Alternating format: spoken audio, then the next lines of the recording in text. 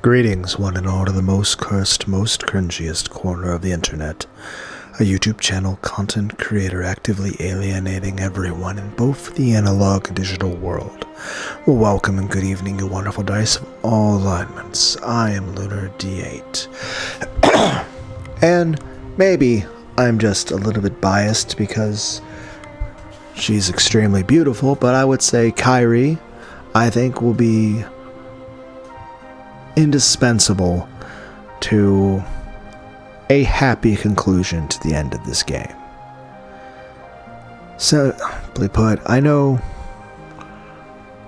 she's known for that chessboard thinking, and, well, on both the inside and outside, she's very beautiful. Very smart, very intelligent, deep thinker, very pretty. I also think she looks like Ivy from Soul Calibur 2. The fighting game for the PS2. Also, I think she looks like Kaoru from Evangelion. I also think she looks like Sare, the VTuber. But I'm of the opinion that Battler will be the last game master and last territory lord for the game, for this and the next two episodes. But I think at some point Kyrie is going to be in some position similar to a player, but not against Battler, but in assistance to him. I think both on the game board as a piece, as well as in the realm of the players, I think she'll be instrumental in saving Battler's life. I think Battler will very much need her, and she's going to come in very, very clutch. Heck, I remember the start of this episode. Start off with Battler having, I believe, some issues, so maybe she's going to be the one to save him in that situation.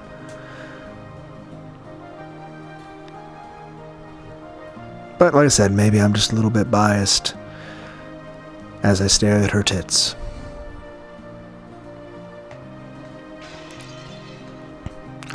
Humph, you can just do what you want. Once you've said you'll do something, you can be incredibly stubborn. Yep, I want to live life my own way. I'd like to stop being afraid over who's furniture and who's a human.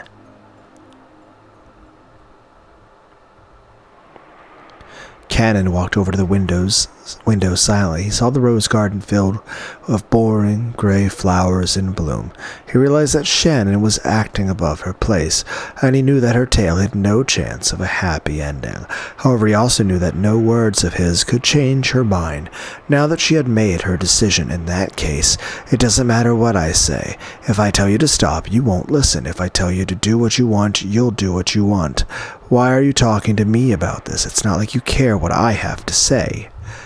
What I want to know is how you feel about Milady.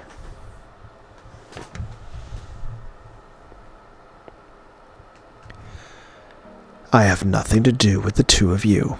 Do you really feel absolutely nothing for Milady? No, I don't, as I keep telling you. Liar. What makes you think that it's a lie? I can tell. I'm your Nae-san, aren't I? You don't know. You can't know what I'm feeling. I do. I know everything about you, Cannon-kun. If you really do know, then why do you ask? Your head and your heart are completely filled by George-sama, aren't they?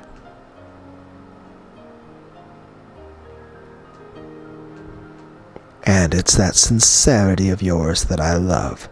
That's why I'm rooting for you in the only way I can. Otherwise, even I wanted to love Milady. Cannon finally turned to face her honestly and openly, telling her how he really felt. That was what Shannon had wanted to hear, and after hearing that, she pressed Cannon even further to reveal his true feelings. You can't leave it at that. I won't let you. Then what should I do? What do you want me to say?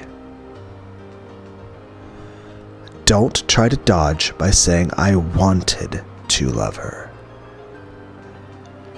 All you need to do is honestly tell me what you really feel.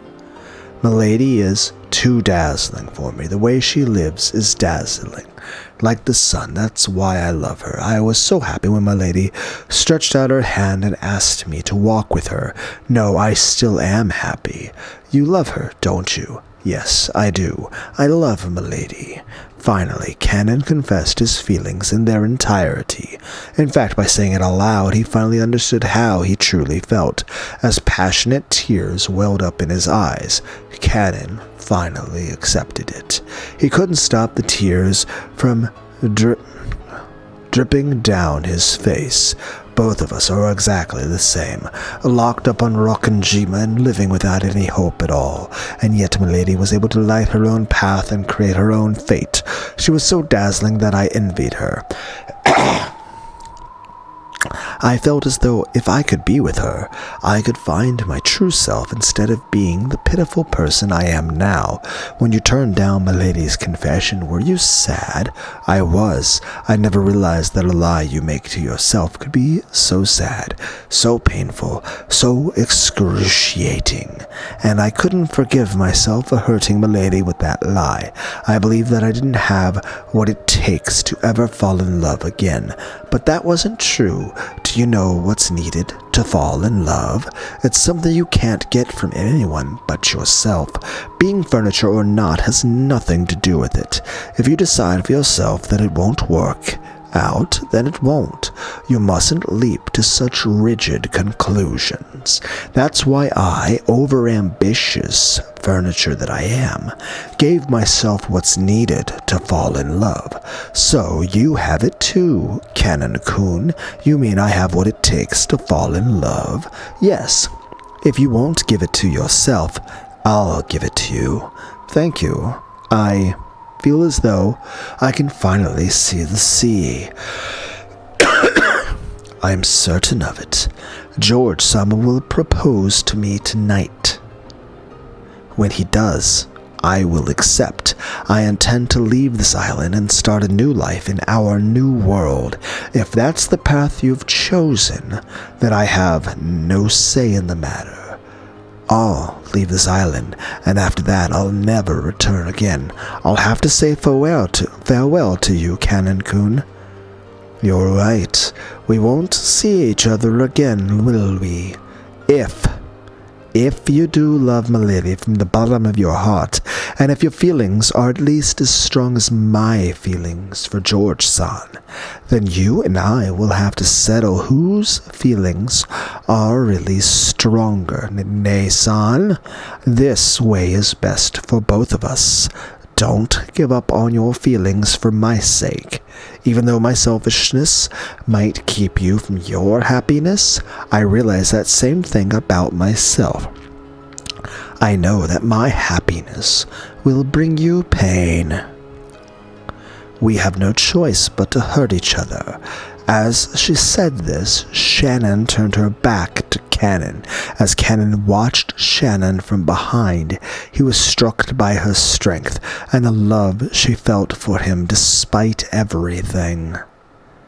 Nei-san, living with you made me happy. Me too. I wouldn't have lasted this long without you. And that's why I was able to meet George-san. Yeah. And I wouldn't have realized how dazzling Milady is if it weren't for you. I won't abandon the way I feel. I'll focus on that alone, ignoring everything else, and I won't look away when I trample over your heart. Me too. I won't use you as an excuse to hide the way I really feel. Whether my love bears fruit or yours does, we'll both support the victor. Yes, I promise, and if I win, I will love Milady and treasure you. Thank you. But if I win, I'll forget you in this island and leave this place forever. Yes, whichever of us wins, that person will pursue their love with all they've got, even if they know that love will be unrequited.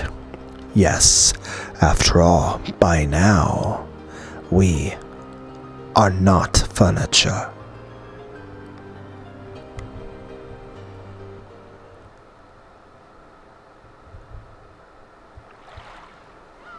The boat carrying the relatives welcomed them to something's different this time.